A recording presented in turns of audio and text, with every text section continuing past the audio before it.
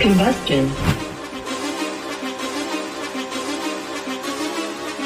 Whoa, whoa, whoa, whoa, whoa, whoa, whoa, whoa. Been running the game with my team making plays. Talking 80, my G's, wanting jewels in this place. Surrounded by dogs, keep the quarterback safe. I'm the one with the plans, they gon' do what I say. The game is not over, we don't celebrate. In the end zone, we don't got no time in the wait. H-time run down, we don't premeditate. We just go and get to it, we got them on skates. If the game go into overtime, kicking the overdrive, we gon' be first at the finish line. Play looking full, but I finish mine, can I get seconds? We gon' line up like it's dinner time. We put in work till we get us a ring. Super Bowl season, we running the scene. H-time the home of the realest that breathe. Keep your face down when you talk to the king.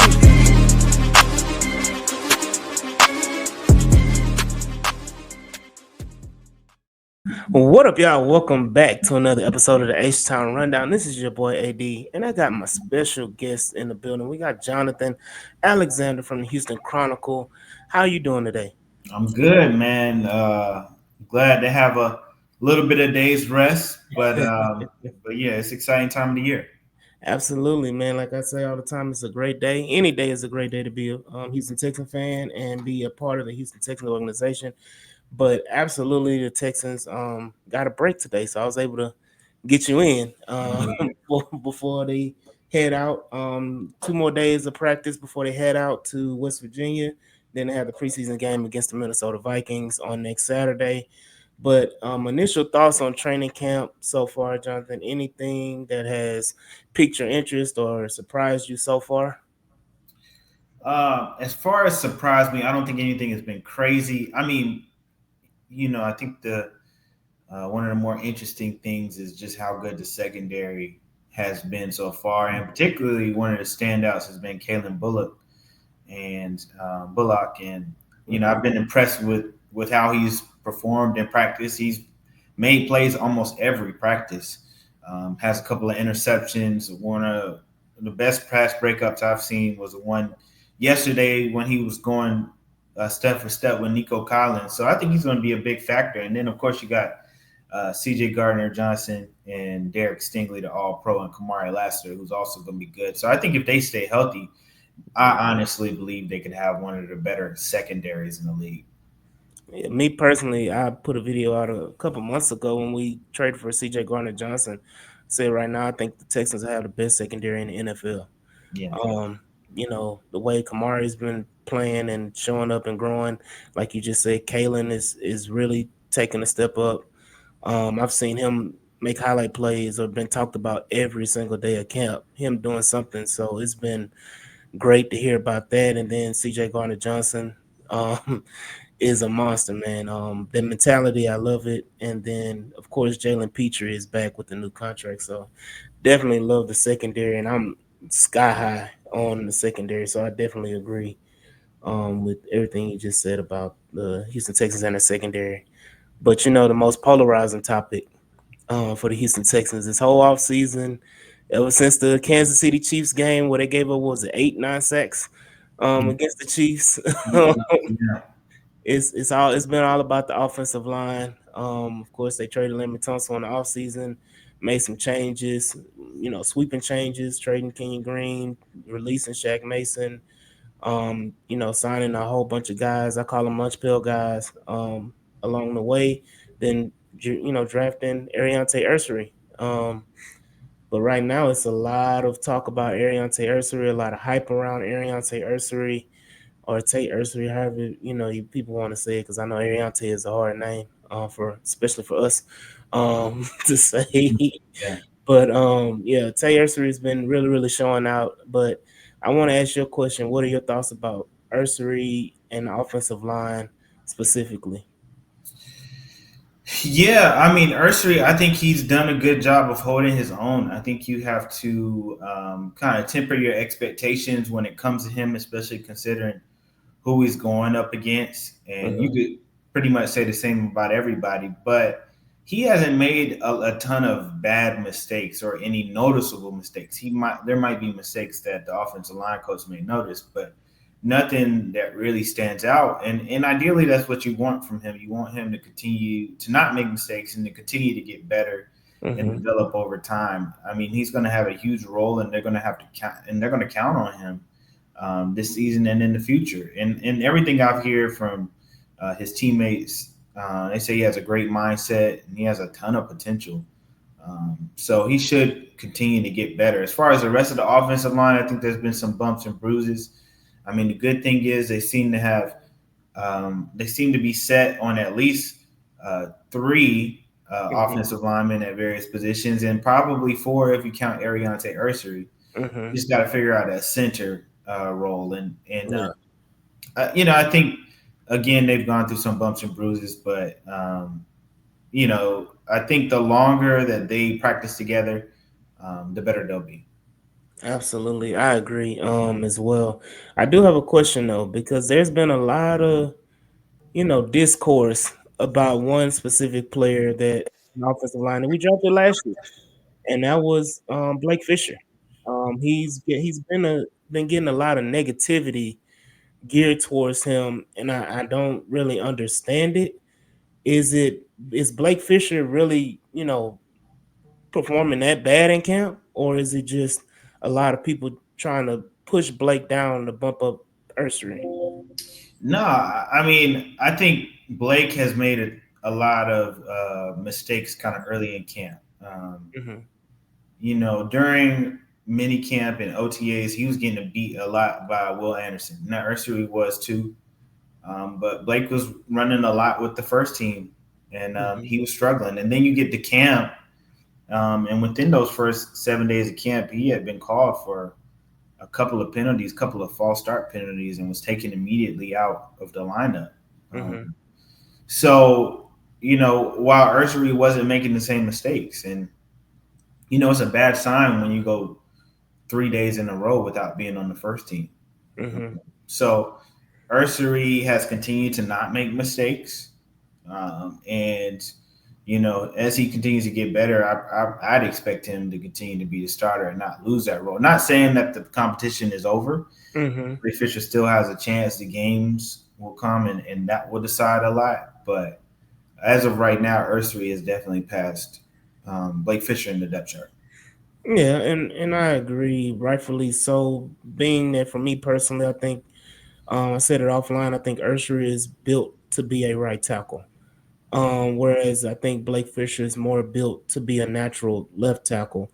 Do you see like this being like the end of the road for Blake Fisher? Because I know that's the sentiment that has been coming out, is that he's almost getting the Kenyon Green smoke amongst the fan base of, oh, we wasted a draft pick with Blake Fisher and Nick Casario missed again. Do you see that with Blake Fisher? Do you think he has potential to be a starting tackle for the Texans in the future going forward? Yeah, not at all. It's not the end of the road for him. He's only played one season in his career. Mm-hmm. Um, you at least want to see what you got from a guy for 2 years, and you got to think about it. They gave Kenyon Green 3 years, Yeah.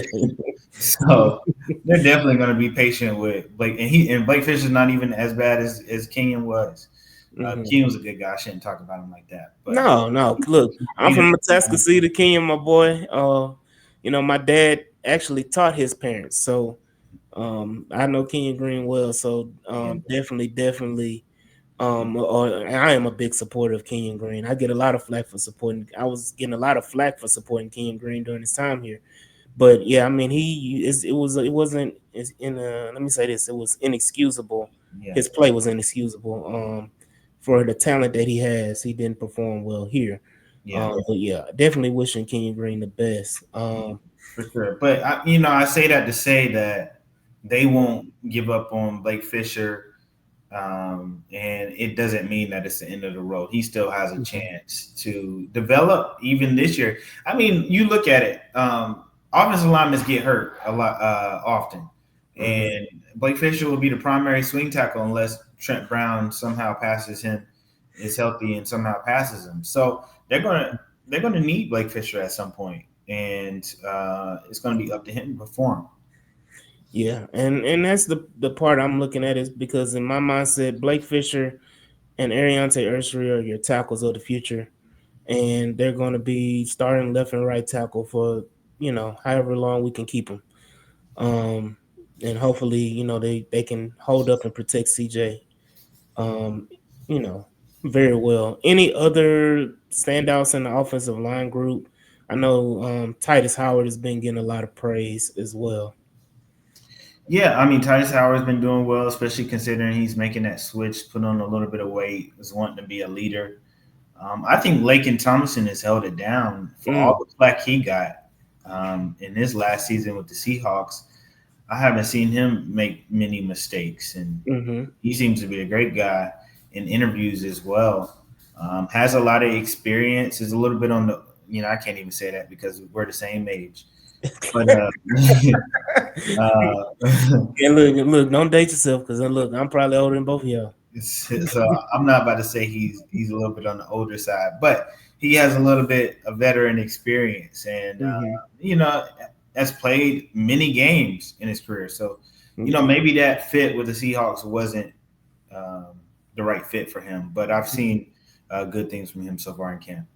Yeah, and I love the mentality. Me personally, every person that they brought in, whether it was Tomlinson, Ed Ingram, even Jake Andrews, the mentality and the nastiness, Cam Robinson as well, the nastiness of those offensive linemen, I love it. So that's the most exciting part to me is they changing the mentality. And speaking of changing the mentality, what are your thoughts about Cole Popovich? When you see him, he looks like a guy who in his free time chops lumber.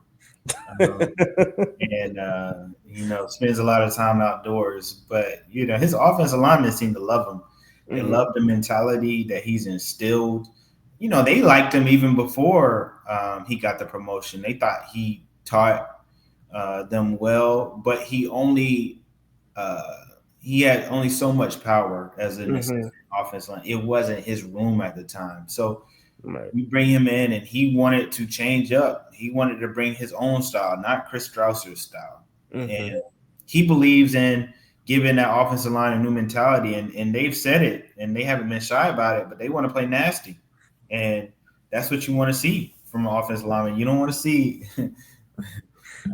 you don't want to see the opposite of nasty. I'm gonna keep it PG. Yeah, look, I ain't trying to look. start no conflicts. Oh no, no, look. There was a lot of, they were too nice. They were too nice. Yeah, Too friendly. You yeah, say that. yeah, And playing too much playing patty cake. And not enough putting dude's face in the dirt. exactly. You know, I like the mentality of, I like them when they put them in the ground, spit on them, and say what's up. Like, Yeah, that's what you you know, want in your offensive line. And if somebody touch your quarterback, yeah, you gonna feel it. That's what you right. want to see. Absolutely, man. I'm gonna stick on offense. Transition a little bit. I know we can talk about Nick Haley at the end, but I do want to talk about another kind of competition that's been heating up in camp from what I've been reading, what I've seen when I attended camp, is the wide receiver position. Um, I know we kind of already know the solidified first two with Nico Collins and Christian Kirk. Christian Kirk has to me exceeded a lot of people expectations because I don't think people realize who Christian Kirk was and what his ability was and what he could really do because he was in places like Arizona, you know, and then in places like Jacksonville, which are kind of like bottom tier organizations in the NFL. So you D2 really bottom don't, tier, yeah. yeah, that you don't really see too much of them. But me being a former Aggie, I've seen a plenty of Christian Kirk, and I know exactly what Christian Kirk brings to the table. So it's not surprise to me. But to be honest, what do you think about the others outside of those two? I think the wide receivers have performed well for the most part, especially recently. I think even Mechie has made a couple good catches. Now I think it'll be an uphill battle for him to make the team because you got other guys like Justin Watson, who hasn't been bad. Mm-hmm. Um, Xavier Hutchinson, who was a favorite in that building just because of everything that he does, from special teams to always being reliable and healthy. Um, I think those guys have the advantage, and then of course you got the four locks with Nico Collins, Jaden Higgins, Jalen Noel, Mm-hmm. and Kurt. And I think Jalen Noel, I really believe that he's going to be a factor this season based on what Mm-hmm. I've seen so far in camp. He's a weapon. Um, Mm-hmm. he's going to find a way to get himself on the field. Now that might not be ahead of Christian Kirk, but they're going to put him in and give him some opportunities. Mm-hmm. And even the guys who I think on the outside looking in, like I said, Mechie, Jared Wayne before he got hurt, and there was somebody else who I was Braxton Berrios. Mm-hmm. Those three guys have looked good, and I'm sure they're going to make it a really hard decision for D'Amico and Nick Casario come cut time. What about the undrafted rookie from Minnesota? What are your thoughts on him? Daniel Jackson, he had a really good catch at one point early in training camp. I haven't seen much. You know, one person talked about it, and I can't remember who, but they made a great point. I think it was Brevin Jordan. Mm-hmm. But your opportunities, there aren't many opportunities for you, just given that there's so many players. And when you do get that opportunity, you got to take advantage of it. And Mm-hmm. I just think perhaps Daniel Jackson just hasn't had a ton of opportunities, but he has made at least one catch that I remember that was a really nice one. So I wouldn't be surprised if he was a practice squad guy if there weren't too many guys on the practice squad already. Mm-hmm. Do you think there's? I know you mentioned Mitchie, but do you think there's a guy who has been performing well in camp that may be like a surprise cut on a wide receiver? Somebody who has been performing well but is a surprise cut. Um, I mean, if you consider Braxton Berrios a surprise cut, Mm-hmm. I think he's performed well. Then yes. I mean, Jared Wayne was on the roster briefly, and he was performing really well in camp. Mm-hmm. Like he was doing really well before he got hurt. Mm-hmm. Um, maybe you consider him, but anybody who you say that's performing well, that would be. Other than that, I don't think so. Yeah, okay. Because I'm looking at it like how many receivers would the Texans actually carry this season? I think they carry six. Okay. The only way they carry seven is if they really want Braxton Berrios, and, Mm-hmm. and they feel like he's their best option at return in the return game. I think the Texans have a ton of options in the return game, whether that's Jalen Mm-hmm. Noel. I don't think they'll use Christian Kirk, but he's been back there. But yeah, they have a lot of different. Obviously Damian Pierce is a kick returner when he returns. Mm-hmm.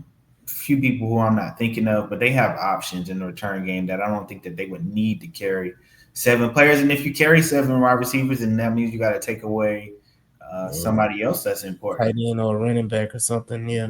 Yeah, and it might be a running back, and they need those running backs considering the injuries.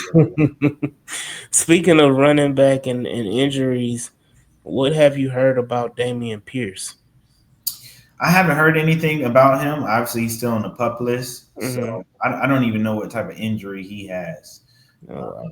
But obviously, it's kept him out the entire spring, so it must have been a serious injury, Mm-hmm. or serious enough that he's been out the past, say, almost 4 months. Mm-hmm. And the PUP list indicates that he would at least miss some time. So yeah, I'm not sure, but it doesn't. But for the Texans to sign Nick Chubb, it sounds like he and Mixon are could potentially miss the season opener. For them to go that far and sign, Mm-hmm. because if Damian Pierce was coming back, they would have no problem with him leading the chart until Mixon It's returns. ready. Mm-hmm. Okay. Any? I'm a fan of Gerard Jordan, as well, and I know that Woody Marks is playing pretty well in training camp so far. What are your thoughts on those two guys, and British Brooks as well? Yeah, I mean, Jawar Jordan has looked really good as far as running the ball. He's Mm-hmm. had a couple of good runs against that second team offense. He even got a few first team snaps, even though most of them went to Nick Chubb. Mm-hmm. So I think he's done a good job to impress, and I think they've liked him for a long time. Mm-hmm. I think he could sneak on the roster if Pierce and Mixon remain out. Yeah. Woody Marks is they're obviously trying to get him more involved. He had a catch, was targeted twice, had a catch in a couple runs. One run that was good in the last practice.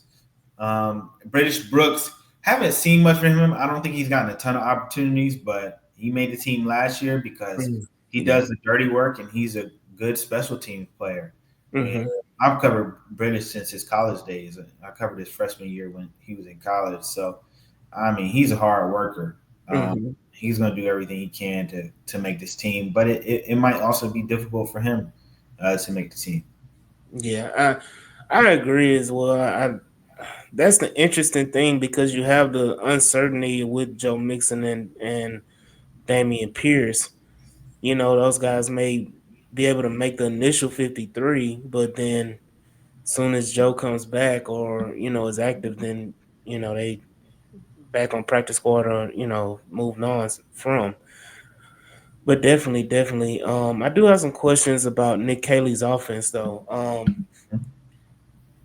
What do you think the early identity is for the new offense for the Houston Texans with Nick Caley?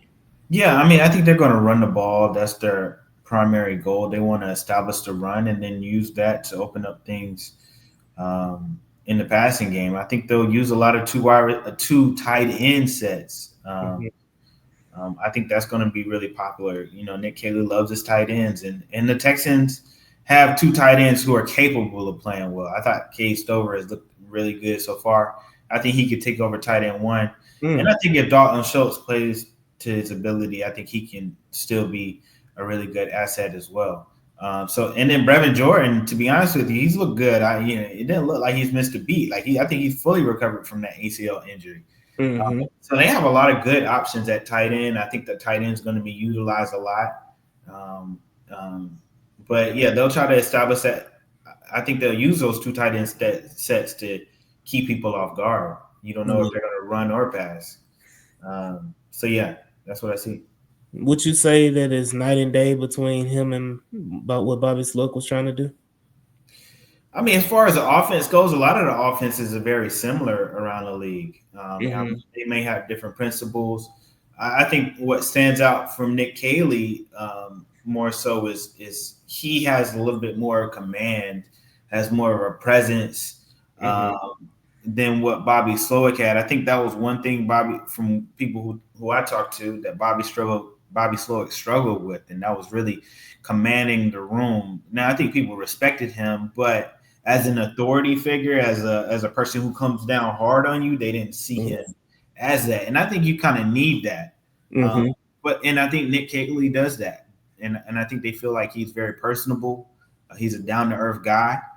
I don't think that was Bobby Slowick's strengths. He Mm-hmm. was more of a super smart. They respected his intelligence, but as far as personable, um, I think Nick Caley definitely takes the cake as one of the more personable people around the league. Has high energy. It just seems like love life, Yeah. and I think the players really love that.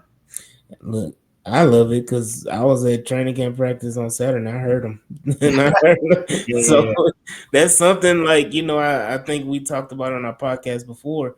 Last year during training camp, you almost forgot Bobby was on the field at Yeah. times. You didn't even know he was there at times. Whereas Nick Caley, you see him around every snap, every play. He's loud, he's active, he's running around, he's jumping. And the same with Cole Popovich as well. Like I literally seen Cole Popovich behind the offense every play. Like Yeah. going up behind the huddle every play, coaching, every single snap. So that's what I love between those two and that combination. I feel like it may both for success, but we will see. I know they've been struggling a lot, but the defense has been crazy. We talked about it with Bullock, and the defense as well. Question: I do want to move on to the defensive side of the ball. D'Amico Ryans has kind of taken a step back as far as being so much hands on. I've heard him. I think it was the first press conference of training camp about how he wants either first or one of the first press conferences he had. He talked about how he's allowing Matt Burke to kind of take more of an ownership role on that defense. Have you seen a lot of that, or is it Well, still D'Amico's show? I think he was talking about everybody, Mm-hmm. all his assistant coaches. He wants to give them more opportunities. Mm-hmm. and he's learning to delegate a little bit more. He can't do everything now. Whether that means he won't call the plays anymore, uh, Mm-hmm. he didn't say. I specifically asked him about that. Um, I think he'll still probably call the plays, but he's Mm-hmm. given his staff a lot more responsibilities. For instance, they might talk in front of, make a presentation in front of the team the day before the game instead of D'Amico doing it. Mm-hmm. They might be responsible for showing film in front of the entire team, or during the preseason you might see different guys calling the plays. Mm-hmm. He has been a huge advocate for players and helping them reach the level that they want to reach, and he wants to help coaches do the same, and they've been appreciative of it. And he has some good coaches on the coaching staff, so why not uh, Yeah. allow them to do more? Absolutely. I mean, you got the veterans like Danny Barrett on offense, who's been. I feel like he's been with the Texans. Feel like 15 years now. He's been through like three or four coaches. I think he's been here since Bill O'Brien. Yeah. Then you got I think it's Rod Wright, right, on defensive line Mar coach. White and Dino Vasso are Hmm. two up and coming guys who I, Yeah, I think have done really well in their roles. absolutely. I do agree on that fully. There is something I want to talk about as well when it comes to the defense, and I think it's another kind of polarizing topic, a little cloud that's been hanging around the Houston Texans, and it's in that linebacker room, and you already know it's with Christian Harris. Yeah. Um, what are you hearing about Christian Harris? Because the Houston Texans fan base is like questioning every day, like what the heck is going on with Christian Harris? Is he available? Is he not? Is he hurt? Is he still hurt? Me personally, I'm like he hasn't practiced one day, and I'm like, would they have done better putting him on pup coming in if he wasn't going to practice? I know there's a lot of scrutiny behind it, and I know the Texans are very, very tight-lipped about his injury. They've been tight-lipped about his injury since last year. So I'm really trying to, not trying to, but I'm really intrigued on what's really going on with Christian Harris. Yeah, Nick Casario actually recently talked about it on with Sean Pendergrass and Seth Payne. Mm-hmm. Um, and I think Harris, with his injury, they felt like he could come back within the first couple of weeks. Mm-hmm. And the reason why they didn't put him on the pup list was because, when you're on the pup list, you have certain restrictions. Mm. Like you can't do a walkthrough. Um, Oh wow. but if you're not on the pup list, even if you're not ready to come back on the field, Mm-hmm. you can do a walkthrough. So I think he's close to returning based on Casario's comments, Mm-hmm. and they might put him in a walkthrough and then work his way up. Mm-hmm. But his injury has been very concerning because it's dated back to he didn't participate in the spring. Yeah, I mean, honestly, I was at the practice last training camp that he got hurt. Yeah, I remember him walking out. Everybody was cheering, celebrating, and first, I think it was the first, I think individual drill. He got hurt and walked off the field, and it's almost like we never heard from him, saw from him. yeah. The rest of the season till like the Dolphins game. Week 14. Well, Yeah. with the calf injuries, those are super serious. Mm-hmm. As you saw with Tyrese Halliburton Yeah. and KD years ago. Right. So players are hyperly aware of that, and they don't want to take those chances. Nor do teams want them to take those chances because that can Mhm. lead to an Achilles injury. Right. So that's obviously what he was dealing with, the calf injury, and it's why it kept him out for that period of time. I don't exactly know. I don't typically get super deep into injury situations because for teams and agents, they can be a little, Mhm. weird about it. But Yeah. so I don't know if he's still dealing with the calf injury or something else. Yeah. But I'd expect him to come back pretty soon, though. Okay. Okay. And with him coming back, do you think that what does the linebacker depth look like? Because I know there's been a lot of talk of EJ Speed, how he's been performing. I even heard Jamal Hill's name come up a little bit as well as kind of stepping up in the linebacker room. Yeah, I mean, I think the first four guys right now, not including Christian Harris or Aziz Al obviously, him Hmm. and Toto, EJ Speed, who's done well and has been consistent and has been at every practice, and then Jake Hansen, he won't go away. Um, It's no like a matter, little mosquito. yeah, he's just he finds a way into that roster every year. Hmm. But he's a good player. He's shown that Yeah. he can play and when they need him. So, I think it's those four guys. You insert Christian Harris, he'll enter that first four. You got five, and then you got Neiman as well, who's going to be a good special teams player, or who they believe will Hmm. be a good special teams player. I think it might be a little bit difficult for um, Jamal Hill to make this team. Not that he's not playing well, but it'll be a little difficult given that they got already so many linebackers in the room. I agree as well. I love Jamal Hill's potential.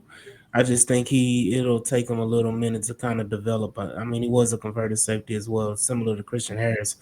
Um, I do want to. I think don't twisting my words. Do you think that Nick Neiman is the Neville Hewitt replacement? Yeah, I think that's what they envisioned for him. Hmm. When they brought him in, he was, I think, a special teams captain with the Chargers. Hmm. And, with Neville leaving and hoping to take a chance to find a job elsewhere, that allowed them to grab Nick Neiman. So, yeah, I do believe he's going to be one of their better special teams players if he makes a team. Yeah, look, I know Nick Casario loves some captains. It's Yes, an he ongoing, does. it's an ongoing joke, man. I promise you. When we were going through the draft process, we were live streaming the draft, and we were looking at him. First thing we asked was, "This guy a team captain?" Because if he's a team captain, Yeah, probably gonna get drafted by the Houston Texans. So I absolutely. know, I know this Nick Caserio's calling card with that. Yeah. I do want to ask you. I'm gonna ask you for some grades on giving some grades on the rookies and sophomores that have shown up for the Texans over this year and from last year as well. What are your grades on these players? I'll start with the easy ones. I think we'll all give A's on this. Kamari Lassiter and Kalen Bullock. Yeah, I say Kamari Lassiter. Um, he's performed well. He's gotten tested a lot by Nico Collins, lost some, won some, but he hasn't looked ever at all looked bad. Mm-hmm. So I'll give him a B plus. Kalen Bullock, I give him an A. Mm-hmm. Yeah. We'll move on. Let's go with one we talked about earlier, Blake Fisher. I think Blake Fisher has been probably he's done well with the second team, Mm-hmm. so I won't totally give him a bad grade, but I'd give him a C minus right now. Okay. And then what about Kay Stover? K Stover is like a B plus A minus. He's looked really good. Okay. And then one we talked about a little bit ago as well, Jawar Jordan. I think it was funny on their first couple days of practice. Jawar Jordan dropped like two kick returns that were like high in the air, and I was like, "Uh oh, he trying to get cut today." But I'll say this, man. In the running game, he's looked good. Mm-hmm. He's definitely redeemed himself since then. So I'll give him a B. Okay, okay. I think it's another player. I think we just talked about Jamal Hill. Do you have a? Is it going to be on the same level of Fisher or a little bit lower? I just think he hasn't had a ton of opportunities, so it's So you hard to want grade. I'd you give him want like a incomplete? yeah, incomplete because I Yeah. just don't think he's had a ton of opportunities for me to really see and study him. Mm-hmm. Okay, cool. Let's go to the rookies this year, and we'll start with Ariante Ursery. I think Ursary is about probably a B minus. He's done good, has gotten beat by Will Anderson, but I try to keep that into perspective. He's going up Mm-hmm. against Will Anderson. Yeah. um, but he hasn't made a ton of penalty mistakes. I can only recall one false start um, since minicamp, and that's Mhm. good for a rookie, Yeah. especially considering how many false start penalties they had last year. Mm. So, Don't remind me. yeah. So I think if he can limit those mistakes and then continue to get better, I think he would have had a successful camp. Okay. Awesome. Awesome. And then we got. I'll start the string of Jalen's. We'll start with Jalen Noel, and then I'll do Jaden Higgins. Jalen Noel, A minus. He made some plays in a few practices. I didn't see much of him yesterday, but he has made a lot of plays throughout. Even had a touchdown from Graham Mertz against the second team. So he's been really like outperforming the second team, or Mm-hmm. third team actually. I think that was the third team. So you know he doesn't belong in the third team. Yeah. He's killing them like that. We would love to see him go against the first team and see how he does against them. Mm-hmm. So I give him an A minus. Did you say Jalen Reed or did you say? Well, I was gonna do the string of Jalen's, but let me go back to Jaden Higgins. I Oh, skipped Higgins. over Okay. him. Yeah, Jaden Higgins. I think he's been a little bit quiet recently. In minicamp, he was dominating, but Mm-hmm. so far in camp, he's made some plays. I give him a B minus. Um, yeah, I think he has a ton of potential though, and Mm-hmm. I think he will get better. Just his body type, his speed. He's a deep play threat.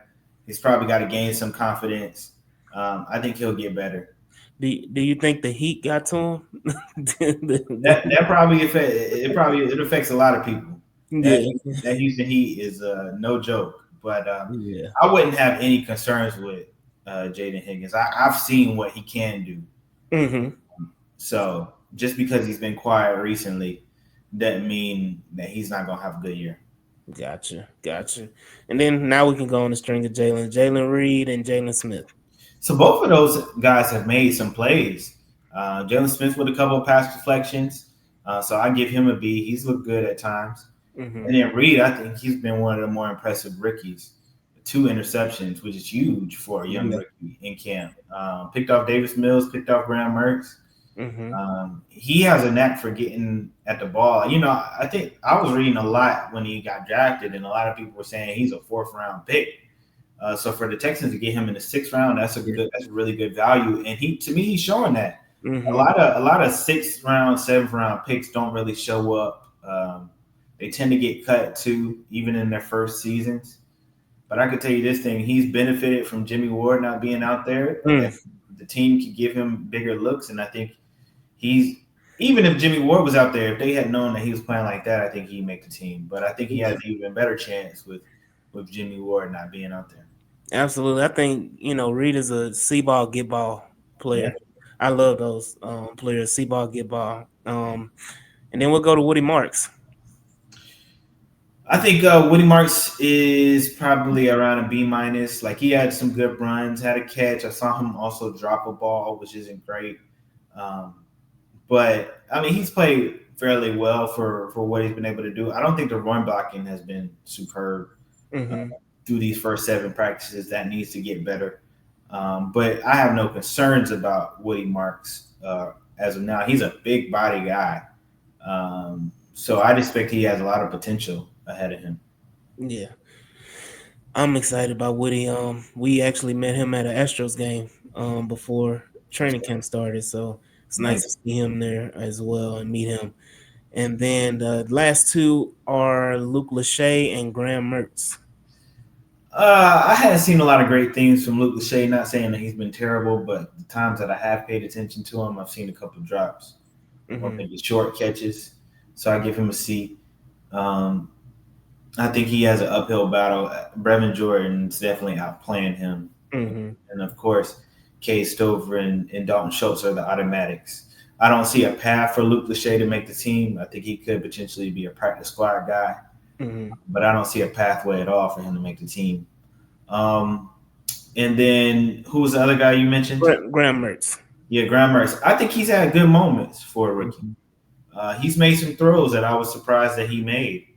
It hadn't all been perfect. He had a really sloppy day.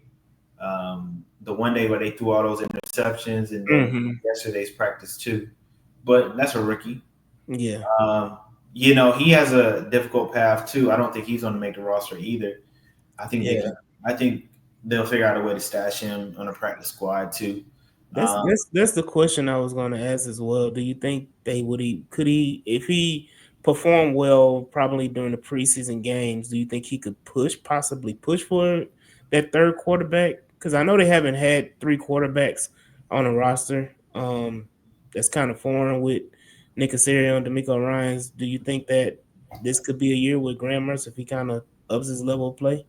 The rest. no, I think you're seeing more and more teams keep two quarterbacks because they don't have to keep three. Mm-hmm. I think that the Texans will continue to keep two because they don't need three. Mm-hmm. And if you keep a third, you also have to think about this. If you keep a third quarterback, you take away from another position, Mm-hmm. whether that's offensive line or whether that's wide receiver if you want to go with seven. And I think they want to keep a lot of offensive linemen considering they have a lot of guys kind of on similar levels, Mm-hmm. and they're still preaching competition. And offensive linemen go down like flies. Yeah. So I don't see them keeping a third quarterback. Okay.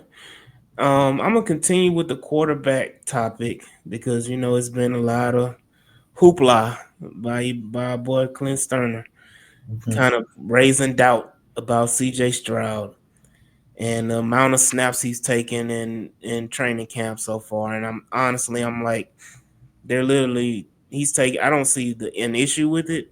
But what are your thoughts? Are you concerned about CJ Stroud at all? No, I like Clint. I respect him, but I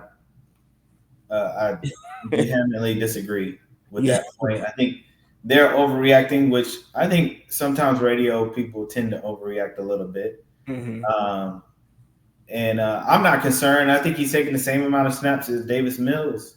Hmm. Um, and um, yeah, his it's not like he hadn't been throwing. And then if you look at the last practice, the first play they did was a deep pass to Nico Collins. Right. If they had concerns about his shoulder, they wouldn't have told him to throw that ball.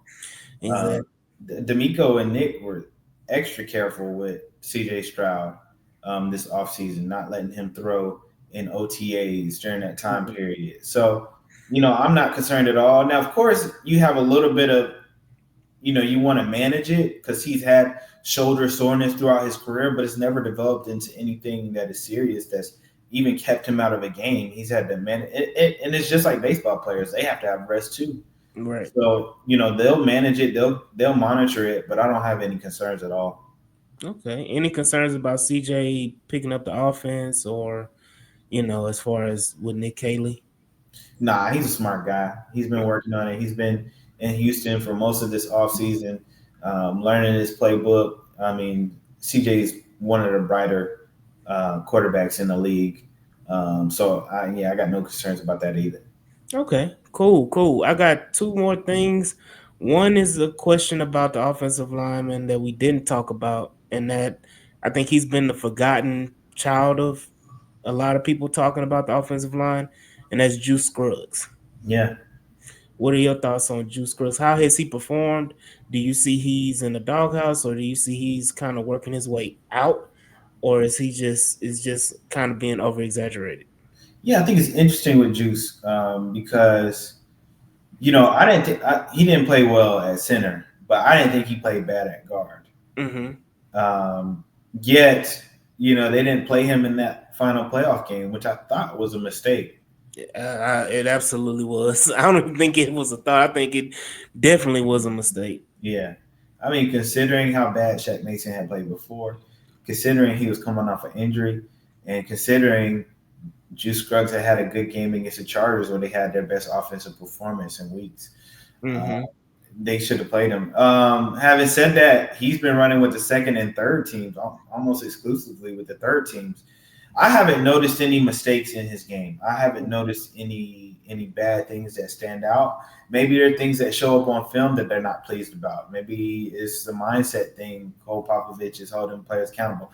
I don't know the answer to that, Mm-hmm. but it hasn't looked good for Juice Scruggs as far as where he's playing in the lineup. Playing in the third string after you're a second round pick Yeah. is not a good thing. Mm-hmm. Ooh, hey, that's something to watch. Going forward, that'll be. I think that would be a surprise cut. Yeah. Like you said, him being a former second round pick just a couple years ago. and he's in year 3, and he gets cut. But the last thing is a fun one. Where do you rank the Texans defensive line after being dominant as much as they've been dominant this, training camp, and they've been dominant last year with the likes of Will Anderson, Daniil Hunter, Tim Settle, Sheldon Rankins, Danico Autry, Mario Edwards Jr. We haven't seen Foley Fadakowski yet. Then you have Dylan Horton off the edge, Darrell Taylor coming off the edge as well. And even Solomon Bird. I heard D'Amico Ryans mention Solomon Bird as well, who had a few moments in camp as well. What are your thoughts about the Texans D line, and where would you rank them in the NFL? I can't think off the top of my head everybody's D line. I definitely rank them in the top five. I think Mm-hmm. they obviously have two of the best edge rushers in the league. And they got some pretty good defensive tackles. They add Sheldon Rankins to the mix. Tim Settle played well. Foley Fadakasi played well. Mario Elvis played well. So they're deep and they're good. I definitely have them in the top five. I really like the Giants D line with Mm-hmm. Dexter Lawrence, Brian Burns, Thibodeau, and now Abdul Carter. I think they're super deep and super talented.